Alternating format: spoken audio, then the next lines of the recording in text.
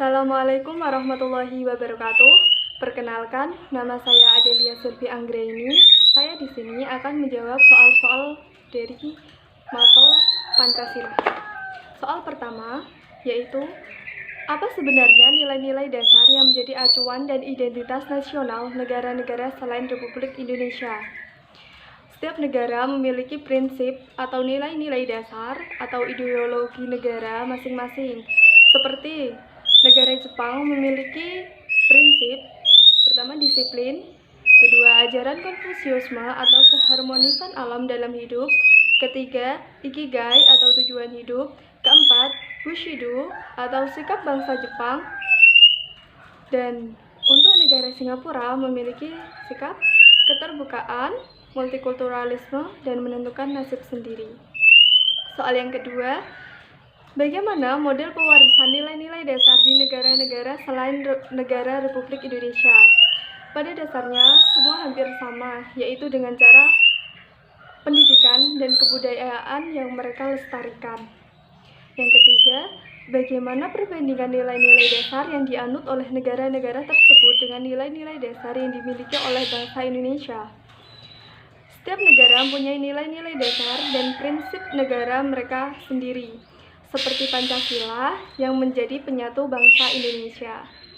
Untuk slide selanjutnya, pertanyaan pertama yaitu periode pengusulan Pancasila, Sumpah Pemuda dan Sidang BPUPKI 1. Adanya Sumpah Pemuda menjadi langkah awal pembentukan Pancasila dan diperkuat dengan Sidang BPUPKI 1 yang mengusulkan tentang Pancasila. Yang kedua, periode perumusan Pancasila. Sidang BPUPKI 2. Di sini adalah lanjutan dari Sidang BPUPKI 1, di mana di situ adalah perumusan Pancasila yang diusulkan oleh tokoh Insinyur Soekarno, Muhammad Yamin, dan Dr. Supomo yang dilaksanakan pada tanggal 1 Juni 1945. Soal yang ketiga, periode pengesahan Pancasila atau proklamasi dan sidang PPKI. Pengesahan sendiri disahkan pada tanggal 18 Agustus 1945 pada sidang PPKI yang pertama, dan di situ Pancasila menjadi dasar negara Republik Indonesia. Yang keempat, periode ujian Konstitusi RIS dan UUDS 1950.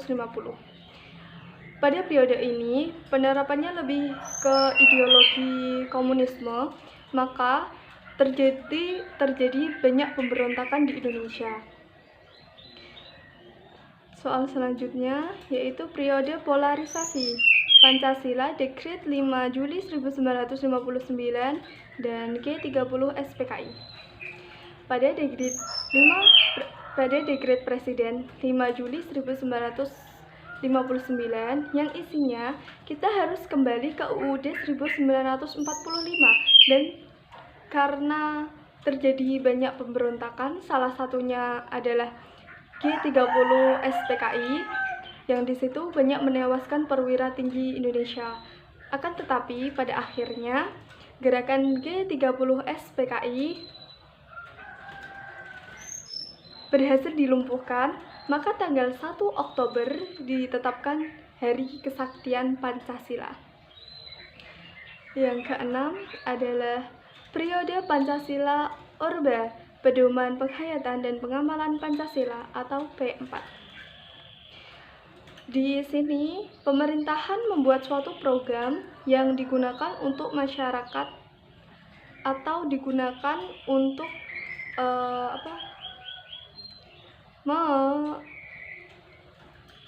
memasyarakatkan nilai-nilai Pancasila. Akan tetapi pemerintahan Orde Baru tidak ingin memberi peluang bagi kekuatan politik manapun, terutama yang beraspirasikan Islam, untuk menjadi kekuatan yang mampu menyaingi partai yang didukung pemerintahan. Untuk slide selanjutnya yaitu pertanyaan pertama, Pancasila sebagai bangsa Indonesia. Pancasila sebagai ideologi negara, pandangan hidup, dan kehidupan berbangsa dan bernegara. Oleh sebab itu, Pancasila sebagai bangsa Indonesia, karena di situ Pancasila sebagai mempererat dan mensatukan bangsa Indonesia. Pertanyaan yang kedua, Pancasila sebagai kepribadian bangsa Indonesia. Sebagai perwujudan dari nilai-nilai budaya bangsa dan mencerminkan jiwa bangsa Indonesia. Pancasila sebagai kepribadian bangsa Indonesia karena di situ banyak sekali sikap-sikap yang bisa kita lestarikan atau kita amalkan pada kehidupan sehari-hari. Yang ketiga, Pancasila sebagai pandangan hidup bangsa Indonesia. Sebagai pedoman dan sebagai petunjuk untuk menyelesaikan persoalan politik, sosial, budaya, ekonomi, dan persoalan lainnya. Pancasila sebagai jiwa bangsa. Pancasila berperan sebagai nyawa, sumber, pandangan hidup, dan ideologi bangsa. Pancasila terbentuk untuk mensatukan berbagai budaya di Indonesia. Oleh karena itu, Pancasila mempunyai ciri khas bangsa Indonesia yang membedakannya dengan bangsa lain. Pancasila sebagai perjanjian luhur. Pancasila merupakan suatu perjanjian yang selalu diingat dan dilakukan oleh masyarakat Indonesia, karena perjanjian ini telah disepakati oleh rakyat Indonesia. Sekian dari saya. Terima kasih telah mendengarkan, telah menonton. Semoga bermanfaat, dan saya pribadi mengucapkan maaf apabila dalam perkataan, perbuatan, dan tingkah laku saya tidak berkenan di hati semua. Selamat belajar, hidup mahasiswa.